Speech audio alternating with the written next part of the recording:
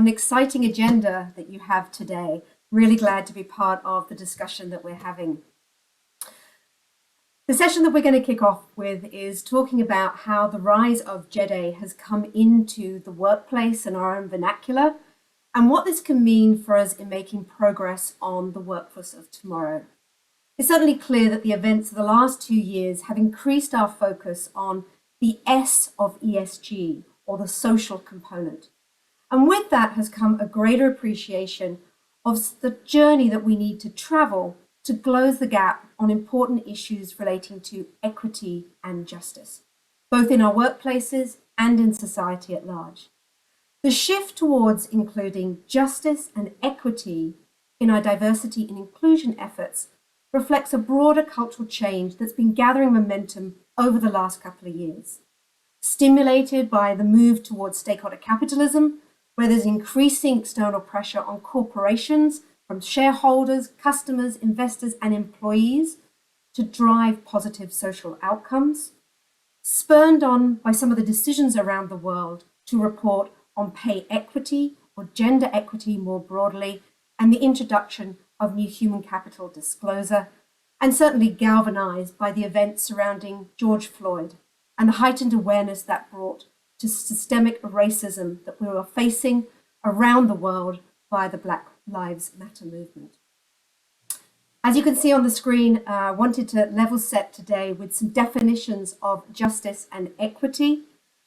I think we're all familiar with diversity and inclusion. And we've recently completed a study on Let's Getting Real About Equality. And the big finding from that was if we want to make progress on equity and justice, as you can see here, we can't constrain ourselves to what's happening within our organization. We need a broader aperture to make broader progress on these important topics. And these are only going to become more critical given the widening income equality gap that we've seen happen between the richest and poor as we move through COVID-19, the disproportionate economic impact that it's had on women and women's careers, and the new expectations that we're seeing around purpose and responsibility coming from Gen Zs and millennials.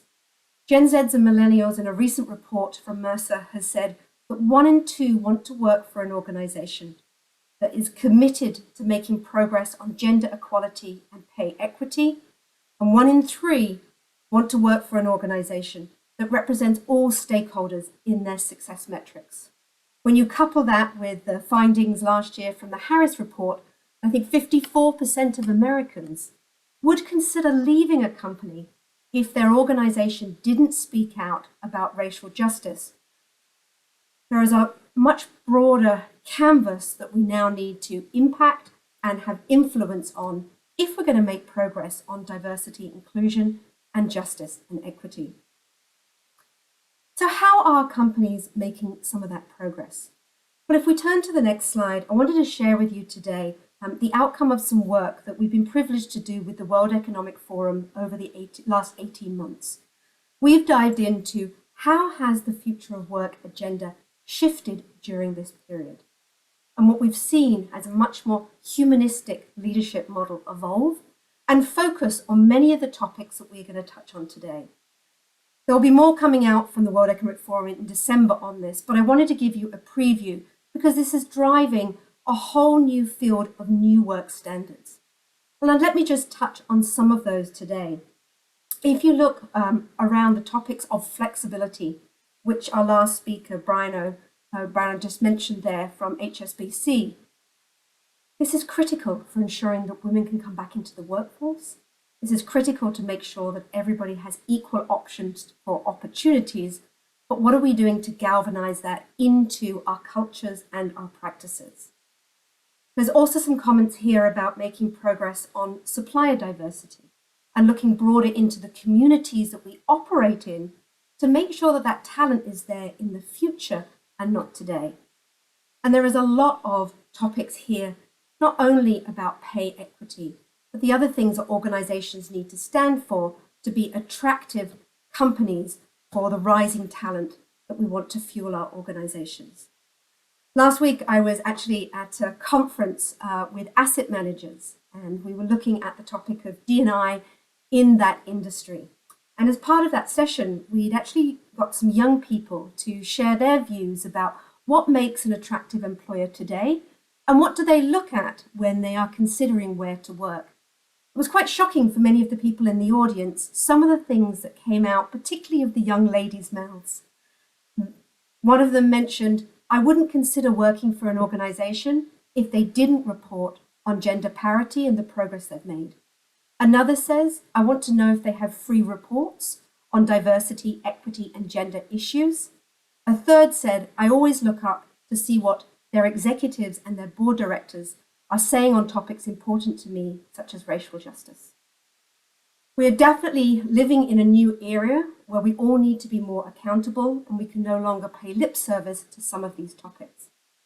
If you just go on to my final slide, one of the challenges we see here at Mercer is although there's some fantastic standards being made and great commitments, the reality is they're not always translating into practice. And part of the challenge is this is a broader agenda to make progress on, and we will only make progress if we share our knowledge and wisdom. So I'm absolutely thrilled today to have 3 financial institution leaders to help me unpack some of these topics and hear from them what's really working in their organizations to move the needle on justice, equity, diversity, and inclusion. Why don't we kick off with some more formal introductions? So to my 3 panelists, would you like to introduce yourselves and maybe share which of these topics that we've just been flagging today is most critical for your organization at this time? Randall, would you like to kick off? Would love to. Hi, everyone. It's really great to be with you today. My name is Randall Tucker. I'm the Chief Inclusion Officer at Mastercard. I've been with the organization about 4 years, and my remit is global within my role. And so I have about 20 years of experience in sales and marketing and project management. And that's the lens that I use in order to build strategy and continue strategy within our organization. What I will say is the most important piece for me right now, all of them, the D, the E, the I, the J, are really all important. But for me right now, it's the equity piece that resonates with me most. We're living in a society and having an environment and a generation where talk is cheap. People want to understand what exactly are you doing to move the needle. And so one of the proof points of change is looking at your systems to make sure that they're equitable for everyone. So that's the E for me is really top of mind. Thank you, Randolph. And I totally agree with you. I think it's getting some of the most attention at the moment, and look forward to hearing how you're making progress on that at the moment. Tasaya, do you want to share some introductions and share what you're passionate about at the moment? Sure. Hello, everybody. It's a pleasure being here. I'm Tasia, and here today I'm representing Nubank. I am a specialist lead at Nubank. We have a specific team within our People with Culture team for diversity and inclusion. So we are responsible there to create the macro strategy for the company, and then we can work in all the activities for us to become a more diverse and inclusive environment.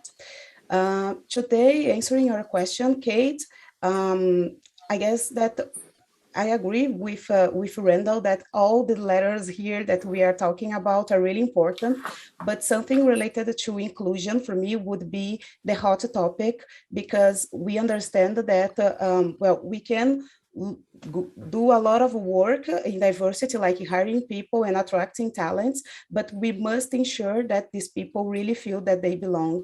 So I guess that this part of the belonging piece is really important for us, not only to attract the talents, but also to keep them in the company and to give them the possibility to grow and to have their careers the way that they expect to have. Yeah. And to say what an important thing to share up front. I think everybody reset their priorities and their values during COVID, and that sense of belonging is definitely coming through in our research as becoming more critical than it probably was pre the pandemic. Ralph, would you like to bring us home with your introduction and where you want to focus your energy? Sure. Well, hello, everyone. My name is Ralph Jardin. I'm the head of inclusion and culture for the U.S. Business here at HSBC. I've been with the organization for over 18 years, with prior roles as the head of marketing strategy for a division. I was also the chief of staff in commercial banking in Barry's organization for quite some time. So I also bring a business lens to this, but when I was in commercial banking, we really focused on culture and people, which is one of the things that led me to the role that I am now. I would say, as everyone has said, all four of the components are critical. I think I would say, in terms of where my focus is a bit on the justice portion and the equity portion in combination.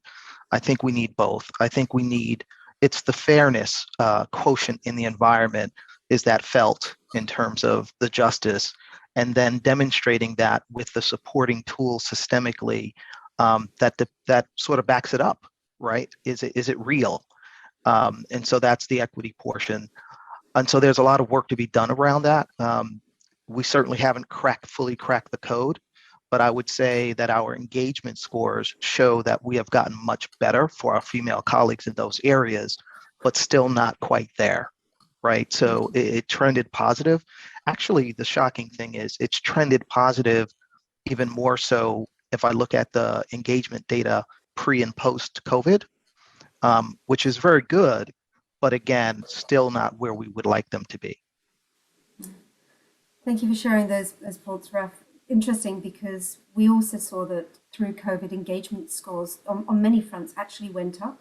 By and large, employees did feel that employers did a good job.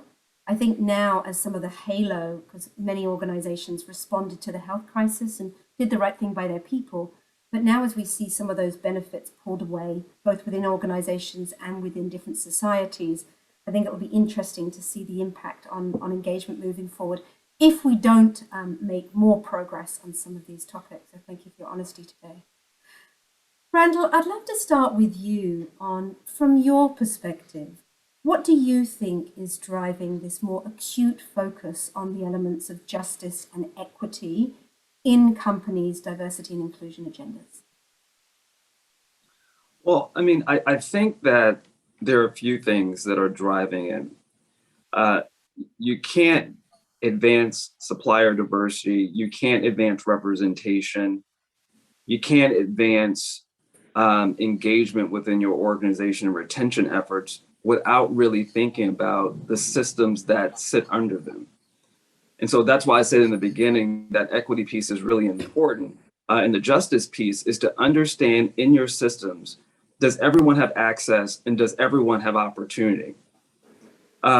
Within Mastercard, we, over the last 2 years, have thought about, post George Floyd, that tragic murder, how can we do more and better within the Black community? And so part of that is to, again, look at our systems to understand how do we become the brand of choice, the employer of choice, as well as the community partner of choice.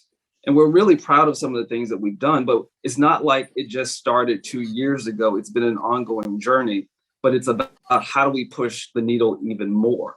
And so our efforts around the $500 million within the community, within the Black community, to our HBCUs, to small businesses, connecting with the communities to close the wealth gap. Those are some of the things that point to the justice piece, point to the equity piece being added to the mix. But I will say, again, this work has already been done or has already been top of mind to a lot of seasoned inclusion and diversity leaders. It's just that we're being able to push the needle even more. Randall, I agree with you. I think these topics have been around for a while, and there is a lot of intersection with diversity and inclusion, but they are being called out because of the importance. And I love those questions you've given us. Does everyone have access and opportunity?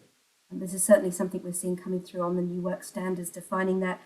And are we the employer and partner of choice? To your point, if we want to make progress on things such as supplier diversity, moving it from maybe 3% to 10%, we need to make sure we're attractive to those minority-owned or those women-owned companies to be that partner.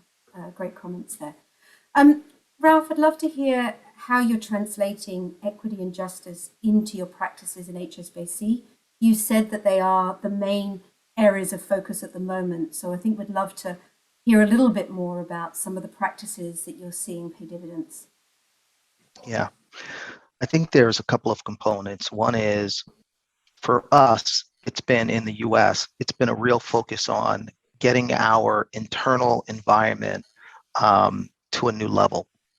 And that is really having conversations first that we've never had before, that were maybe taboo conversations, bringing those out and trying to make the whole organization be comfortable with that, so that our colleagues who are women, who are the intersectionality of women across all different, races and backgrounds, could speak out and feel comfortable doing so, and ensure or feel that the environment is receptive.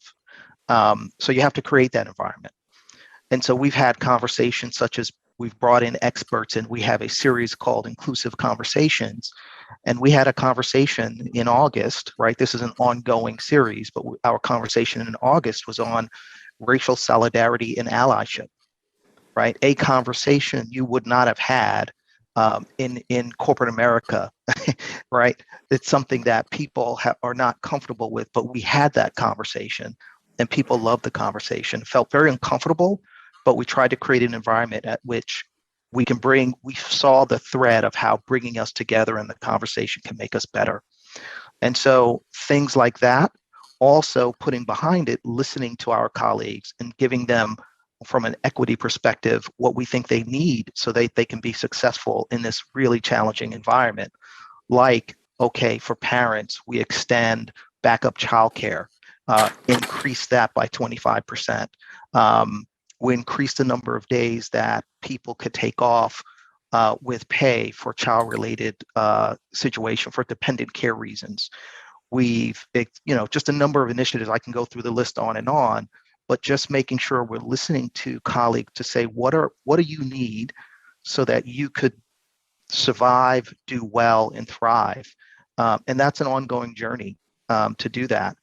And then looking at as Randall eloquently said, the systems in terms of hiring and development and promotion, and looking at those things that underlie your journey along your life cycle, along your journey in the organization, and making sure that those are fair, right? And so a lot of work to be done, but also overlying that is our commitment, our stated commitment on the level of diversity we want for women in our organization at our leadership levels, and working towards that and publishing where we are.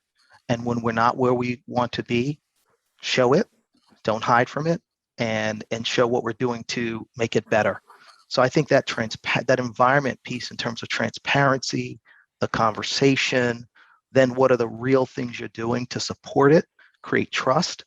And again, we're on the way, we're on the journey, we're not fully there, but demonstrating that we're doing real things is where the trust starts to creep in. And we hope we can build more trust. Well, thank you for those comments on trust and transparency. I think they'll cut through all the conversations we end up having today, but some really clear call outs there. So first, focus on your internal environment. Make sure you get some of those welfare provisions right, which of course has been a greater need during the pandemic, whether it's childcare or other financial wellbeing and assistance. The systems, which Randall had been sharing earlier, and also making sure that you don't shy away from the tough messages when we don't always meet our commitments. I think that's going to be very real for many of us. Tasira, I'd love to bring you into the conversation. A lot of the discussion we've had so far has been around these are some of the things we need to make us an attractive employer. And they are very much about the culture that we need to nurture to make sure that different groups feel that they can have a voice and contribute. I'd be interested to hear from you if whether the different populations that you're looking at has maybe changed during the pandemic, and how you're getting insights into their realities and responding. Right. Yes. Well, for Nubank, like bringing strength and diversity has always been one of Nubank's pillars. So all the things we are doing in Brazil, it's intentional. So especially when we talk about race, this one is one aspect that we are really focusing on in an intentional way. So considering the scenario that we have in Brazil, so we must do intentional actions, and the race aspect is something that we are really focused on. So when we take a look at the social parameters in Brazil, we know that Black women are at the bottom of this pyramid. So we understand how critical it is for us to focus on this agenda for the Black community. And the pandemic situation, of course, created an even higher impact for this community. So something that we have been working on is on our internal population, because we know that we can do intentional activities like recruitment, for instance, but our decision makers must also be ready for that. So we have been investing in a lot of trainings and preparing the space for them to conduct such initiatives in partnership with our DNA area, because we know that when we talk about D&I, specifically when we talk about race, our country faces some biases. So this is one of the challenges that we are being focusing for the most specific, also especially in this pandemic situation. So what we are doing is that we are preparing our managers, recruiters, talent acquisitions, and all the HR, and ensuring they are conducting this process. So I would like definitely say that the main challenge here is to fight those biases. We have to fight against them, and we have to prepare the team to be ready to conduct all these processes. So this is the scenario that we have today and that we have focusing the most. So you bring up a really good point there about the need to really understand what's happening in the society and the economy within which you operate. Interesting your comments around Brazil, but certainly making sure that our internal HR functions understand what are some of the challenges in society that we need to overcome, support, make progress on. Randall, your role covers many different countries. I wonder if you wanted to add any further comment here on some of the things that we need to be understanding about the environments in which we operate and their implications on the JEDI agenda. Well, here's the thing. Mastercard is this global organization in over 210 countries around the world, and it's one of the most recognizable brands on the planet. And for us, our inclusion and diversity strategy is global. And if it wasn't, it would be non-inclusive. You can't have a global company without a global inclusion and diversity strategy. But our approach to building inclusion and diversity strategies is one of customization versus a one-size-fits-all. And so that does two things. One, it makes sure that leaders are focused on work that makes sense and important to them. So it goes back to relevance as well as impact that you can have within a region. And so that's what we do. So every time I'm in a different part of the world, I have to change personas. I have to take on the cultural aspects, understand what is the need of that particular location. So it's almost like I'm working for five different companies. And that's a good thing because they have to have relationships and understanding the nuance of that part of the world. And so one of the global conversations, of course, is around gender balance. But then there are differences when you look at what difference matters within different parts of the world. So in Middle East and Africa, we might be working in South Africa around the triple BEE, which is, something that the government put in place to make sure that, it was a reconciliation for apartheid. How do we make sure that we show up as a company of choice and a good company of choice? In Asia Pacific, we might be working on pushing the needle around, LGBT equality within our own four walls to make sure that everyone feels welcome and invited to be a productive member of our team. In Latin America, it could be looking at, non-traditional sources of talent. So we mostly hire from, the traditional banking world. But as our business changes, we need different types of folks working in our business. And, in Europe, it could be something like veterans that we're hiring to make sure that we have those skills that are also needed. So I think the the bottom line or the headline is our approach to inclusion and diversity is customized, and it's not a one size fits all, but really focusing on understanding the needs of the business objectives in that part of the world, and how can this work help support that is how this work is driven. Thank you for that. I think your point about everyone has a very individualized experience and therefore we need very customized solutions, I think is very real. Makes me reflect on how far we've come from minimizing difference to embracing difference and really making sure that we're targeting the challenges that each market has in our own systems and processes. Really interesting there. I love your comments about having to put a different persona on. Randall, you know, earlier when we were talking about, actually, Ralph, I might come to you. You know, one of the things that we were hearing there was some of the pledges that are being made around D&I. And I think a couple of us brought up supplier diversity. I wonder if you wanted to weigh in on what progress HSBC is making on that agenda presently, and any insights or learnings you can share. Yeah, for us, it's in the US, it's something that we're building. It's a strategy that has been developed and progressing on and being built. It's an area where we quite frankly need to improve. But it is on our, you know, we have a 6-pillar strategy that was created by our CEO, our America's CEO last year. And who we do business with was one of those pillars. And who we do business with cuts across, of course, clients and our vendors in terms of, and our transaction partners as well, making sure we looked at all of those. And so there's a, you know, an ethnic minority component to that. There's a woman component to that. There's a aligned with our philanthropy, a community component to that. And so one of the beauties, I can show how this has worked. One of the beauties is one of our major ethnic minority vendors, through relationships in the market, is where we identified a talent to help drive our supplier diversity strategy that we built globally. Had we not had these types of relationships, we might not have identified that talent. And so there are sources of talent and there are sources of relationships that we can build. But if we don't have it, if we don't have a diversity of partners, we're not getting the best and innovative thought on how to move things forward. And we recognize that.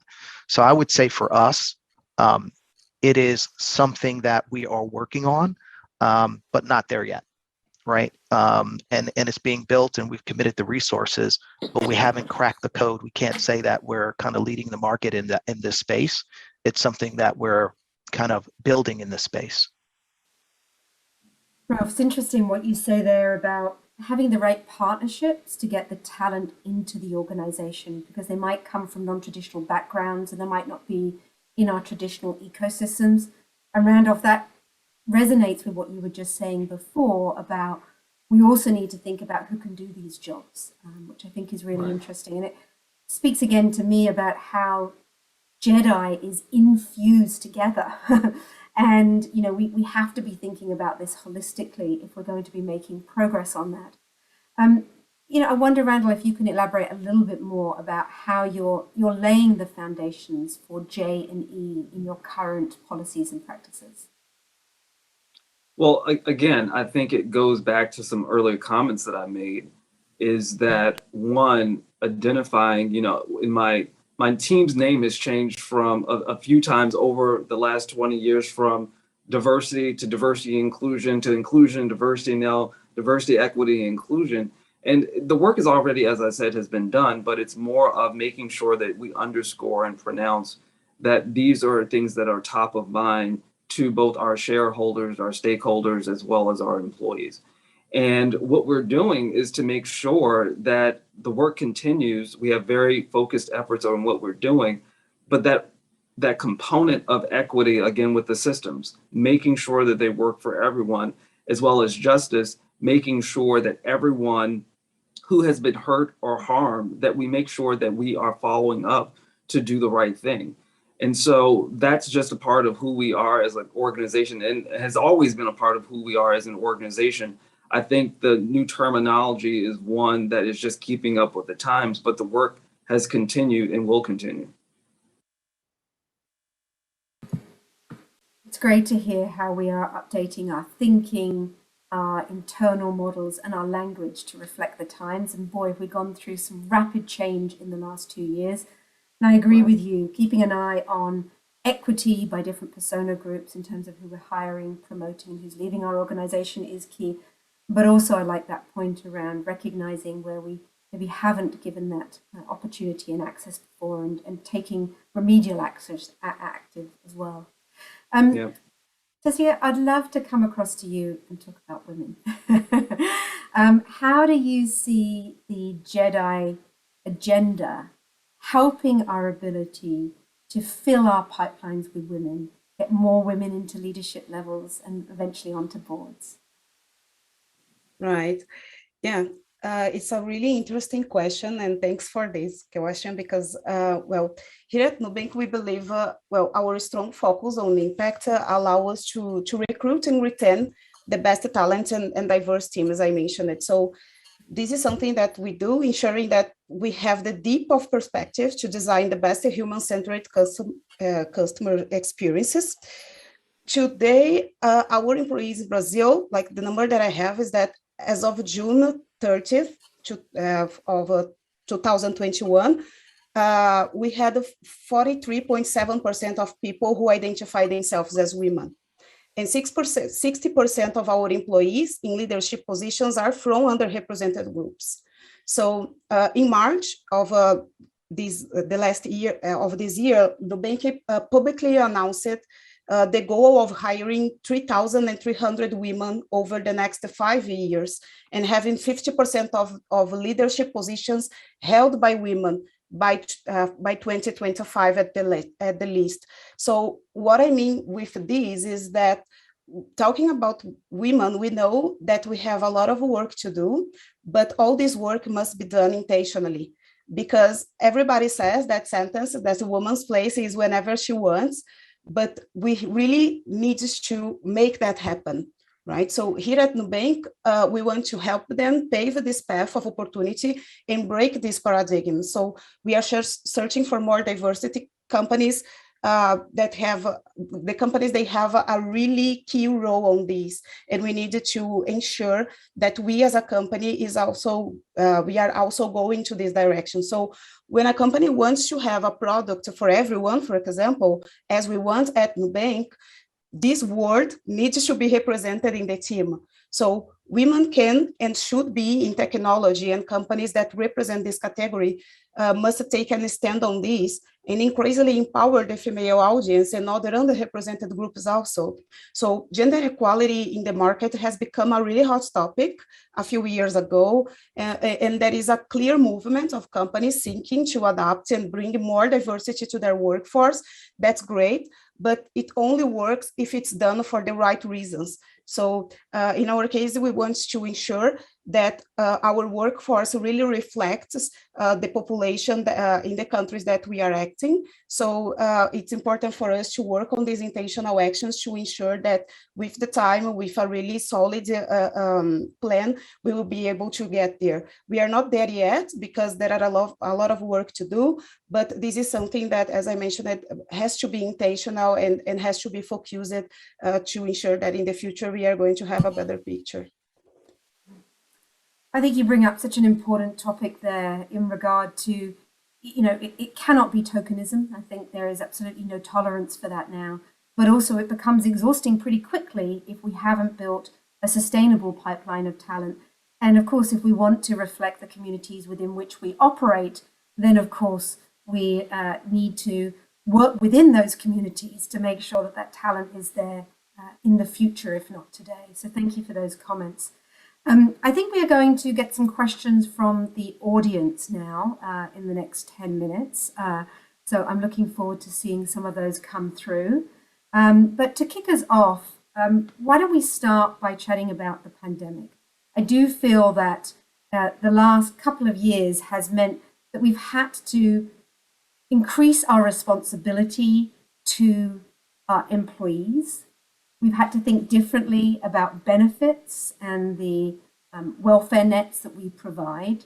And I'd be curious to hear, what have been the things that have really made a difference for different populations at this very acute period. Ralph, maybe I can start with you and hear about some of the new things you've had to put in place during this period. Yeah, tough period for everyone. I think for us, it's really paying attention to the different types of experiences or things that people are going through. So you have a much different experience depending on where you live. We have a lot of individuals who in our company who travel all places around the world, but we recognize many of them are in countries like in the US. We have a large population of people who are here from different countries by themselves, and they're away from home. And so trying to create connectivity, a social network so that mental well-being in terms of being connected is very important, and helping our managers understand how to do that, having conversations about that, reaching out to people periodically is very important. If you are a parent, it was a hugely tough environment with, if you have kids that are school age, trying to navigate being at home, working, kind of helping your kids with schoolwork, which parents had to take on a huge burden. How do we infuse flexibility in the workplace, even though many of us are on Zoom all day? How do we allow flexibility in the schedule to say that we can be productive with flexibility? And that's a conversation. And so that people don't feel, any parent doesn't feel like they are shirking on their work or not being appreciated for their work, even though they're working hard, doubly hard, triply hard in this environment, right? Having the mental space to appreciate that and understand that was critical. And so we infuse flexibility, we create wind down Fridays and try to help people get off of Zoom and ask managers and have conversations with managers about how to be flexible with delivering work. We had quite a bit of a number of well-being sessions on resilience and how to manage through change. And then another category being people who are both parents and caregivers. If you have special needs children or parents that you're taking care of, and you could have parents that you're helping and children that you're dealing with. And so we realized that, and we know the truth is that by and large, women carry that burden to the greatest extent, right? To the larger extent, even though many of us men feel, well, our surveys say that we carry it more equally. It's the cases, mothers and parents and female parents tend to carry that burden to a greater extent, and just talking about that. So just making sure that flexibility, connection, communication are the things that we try our best to infuse not only in the conversation, but in our well-being practices, in our benefits, right? Creating additional time off days. We gave everyone 5 more time off days so that they can have more flexibility. So things like that, that's kind of where we've been focused. It's still a challenging environment, and we're still working through it and learning and trying to adjust as we go along. Ralph, thank you. We're beginning to get some questions in now. And I do think flexibility absolutely is one of the opportunities to make work more accessible for different populations. But for many, it still needs a lot of thought. I think only 15% of employees that we surveyed recently feel that they've really got it right on hybrid working and flexibility. I see my panelists nodding there. Randall, I wonder if you'd be interested in answering the last question we've got in, which is regarding reporting and communicating your strategy. Did you want to say a few words on how you are communicating and reporting, particularly around parity? Yeah. Because that is something that, as we were chatting about earlier, young people are more interested in than maybe they've been in the past. That's right. And so there are 2 approaches. One is the internal approach, and the other is the external, because both are just as important. And over the past few years, of course, that this topic has risen on the agenda of the board. It's risen on the agenda of our CEO's leadership team, as well as when we're communicating to our employee base. And over the past year and a half, I've had the opportunity to get in front of our employee base on a quarterly basis to talk about, how we're doing in our efforts or in solidarity around the African American community, but also having an opportunity to also chat with our employees about our broader inclusion and diversity strategy, which has been helpful. The formalized view of where everyone can always understand where we are with our strategy. We launched our first diversity, equity, and inclusion annual report. And so it's available externally, it's available internally.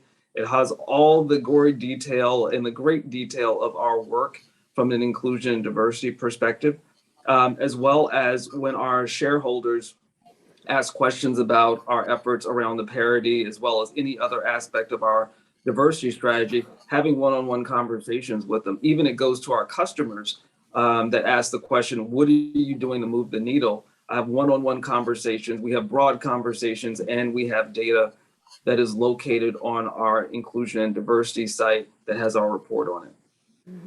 Randall, while I still have you, we did just get a question with regard to how do you cultivate and find diverse talent? I think it is a real challenge for the financial services industry. I wondered if you wanted to make a comment, and then maybe Tassia, you would like to also weigh in on that one.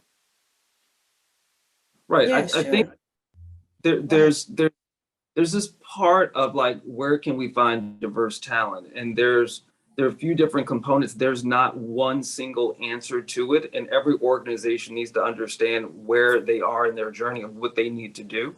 But at first, kind of looks like, are you creating an environment, or do you have a employee value proposition that someone of a diverse background would actually want to work for your company?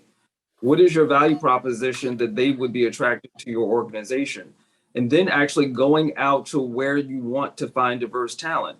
In some cases, going to only a specific schools, or going to only a very small group in a pool that's very already shallow with diverse talent, and expecting diverse talent to automatically appear just doesn't exist. So you need to go where the people are. But the other side of that is looking at your internal bench or internal talent to how you grow and develop diverse talent within your own four walls. So I think it's a combination of, why would someone diverse want to work for your company, going to where they are, and then growing and developing the diverse talent within your organization. Great to hear that balance. I do feel over the last 10 years, it's been very much dominated by hiring and working with third parties to identify the talent. During COVID, that focus internally on creating an environment where that talent stays, prospers, and we actually cultivate more leaders as a result. Thank you for that. Tassia, comments from you on how you are finding and cultivating that diverse talent in your firm. Yeah, something that is working really well here at Nubank as part of our strategy is really this action of making intentional hiring.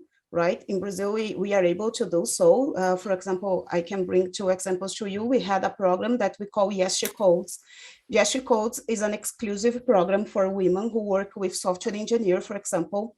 So what we do is that we open the program and we focus the candidates in women, specifically in this case, and we bring them to participate in the trainings and in the hiring process. So we had another one that is called Diversidades in Portuguese, because at Nubank, technology is really fundamental. It's a fundamental part of our work. It's one of the pillars that support us in our mission to give people back control over their financial lives. So in September of last year, we announced this program, which was a free online data science course for people from underrepresented groups in the area of technology. So it was a partnership with some institutions like Reprograma, AfroPython, and Educa Transforma. So this course offered online classes in the evening period for beginners and also for intermediate levels.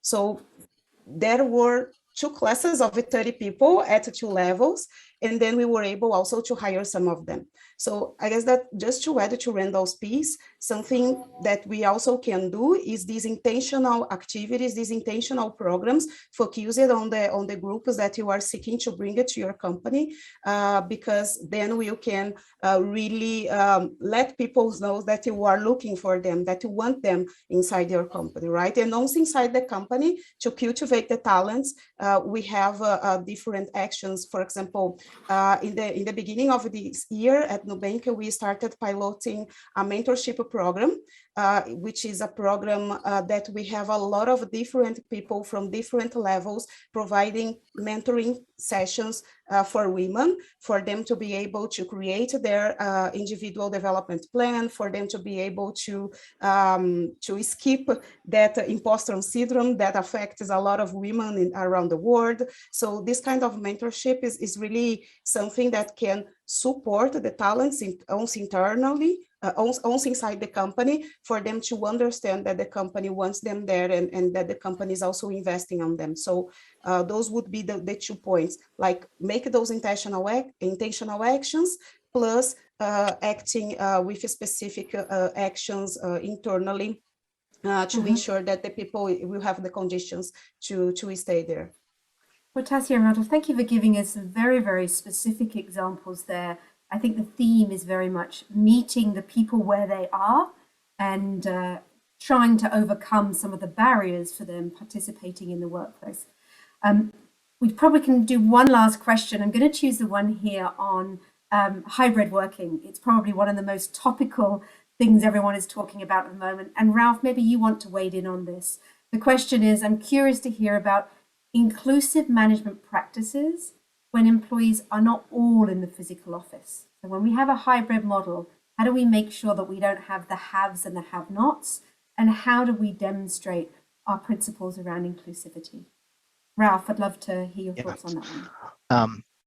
I'd love to. I do want to, if you don't mind, Kate, to just make one slight comment on the last question around financial services. What can we do?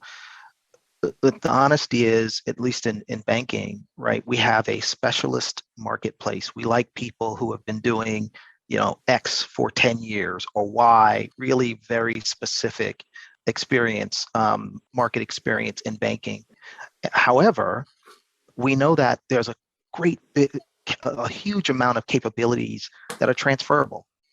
And so the bigger focus on transferable skills to broaden the access of individuals who may not traditionally have been in these roles, to say that they have the fundamental skills and capabilities that are transferable into these roles. And so broadening the funnel of access is something that I think financial services needs to do better. We're having that conversation internally. We're trying to do more about making sure people have access from that perspective. So I just wanted to add that particular element that I think is important to our industry. And Ralph, I might just pause there, because I think that is a really important point, and I do think that it is one that the financial services has, in the one hand, been leading on, but is still a challenge. For me, from the WEF Future of Jobs report, the thing that really hit me between the eyes is that many people have overlapping skills with jobs they would never have considered that are not in their job family.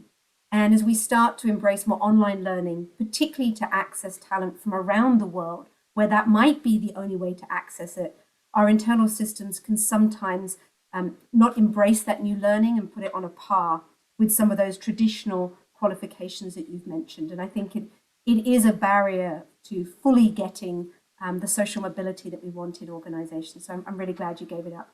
You mentioned that again. Yeah. Hybrid working, what are your tips on that? So on hybrid working, I agree that you can feel isolated and not connected. So the beauty of Zoom is that it can do both. You can actually get more connected. If you're particularly on calls, it's easier to access FaceTime, even though you're not sitting in front of someone physically, you're there physically on the screen. And so we definitely invite people when they are on the screen to be present and to be not have their backgrounds off, to have their video on. And people say, well, I'm home, there's distractions.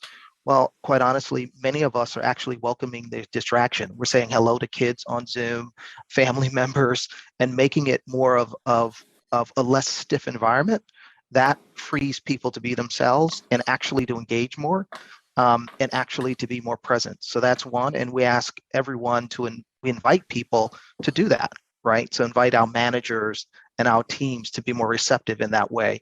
You know, it's not always clean and pretty and with a very staid background. It is real life, but that's how you get things done. And so appreciating that is one point that we try to emphasize. And then the casual, and I can't say we've cracked the code because we've tried many things, but the casual connections, not always connecting just to on a work project, right? Something casual conversations, virtual happy hours, virtual events, virtual casual get-togethers. Some teams have done all day open hours on a particular day where you just pop in, right? You can just pop into and say hey and connect, right? So it's not about work, it's about just connecting with team members and popping in with managers. So there's various things that have been tried, people have tried and we have tried. And I think we're still learning and still trying, and the technology is getting better to enable that. Absolutely. And these opportunities to come together and share learnings, I think, are so valuable as we're all finding our feet in this new world and working out where technology can be our friend. And where do we need to bring back that social side of work using these new tools that we have at our disposal? We are coming to the very end of our session. And on your point there about not being so stiff, which I really liked, Ralph, what I'd love to do is to end on a positive note. There is a long journey ahead, and we have a lot of progress to make, particularly given some of the ground that we have lost in the wake of COVID-19. But if I can hear from each of you with a minute response, what is your hope in terms of where we will make progress? Let's imagine we zoom 4 years into the future. It's 2025. We're having this wonderful conference in person. What do you hope will have changed? Taseya, do you want to kick off? Sure. And well, I have to say that it was amazing being here. So sharing the experiences and also sharing with with everybody here that is with us. So my hope is that, well, every company starts working on that, right? Because as you mentioned, Kate, it's a long journey ahead. There are no like one single action that is going to change everything and that's going to bring a JEDI to the company, but we have to start at any point, right? You have to start. So my hope is that every company can have their beginning, have their start, for us in like 5, 10 years ahead, be able to starting talking less about bringing diversity and creating inclusion and talking more about how people are proud in being themselves inside the companies that they work for. Ralph, your comment. No, nirvana for me is not needing to have the conversation around diversity, right? That's nirvana. I know we're nowhere close, but if I look at just a few years ahead, I certainly in my organization want this to not be an enlightening conversation, but a progress conversation, right? And if it's not an enlightening conversation, then people aren't saying, well, I really didn't know that. I really didn't understand that. I really didn't have a perspective on that. It won't be new. It will be part of what we do on an everyday interaction with our people. And so I think that's a more realistic goal.